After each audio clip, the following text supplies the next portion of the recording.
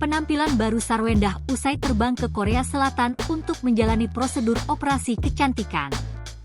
Seminggu pasca menjalani operasi tersebut di sana bersama dengan sang adik, Sarwendah langsung menunjukkan hasil operasi pada sejumlah titik di wajahnya.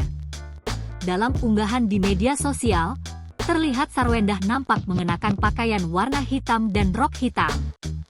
Dia juga memadukan gaya casualnya dengan sneakers dan kacamata berbentuk ikat hitam. Sarwendah juga memilih menggerai rambutnya sambil berpose di sebelah sang adik, Wendy.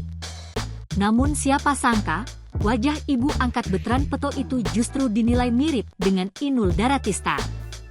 Hal ini terekam dalam postingan terbarunya di akun Instagramnya, Sarwendah 29, 25 Juni 2024. Dalam foto yang dibagikannya, Sarwendah berdiri bersama Wendy, adiknya di trotoar. Sarwendah memakai kacamata dan Wendy mematap ke arah kamera. Habis check up dan boleh ke salon, hari ke-7 udah bisa pose kece, tulis Sarwendah di kolom caption. Sayangnya, banyak warganet yang salfok karena ibu angkat Betran Peto itu kini mirip Inul Daratista. Download Tribun X sekarang, menghadirkan lokal menjadi Indonesia.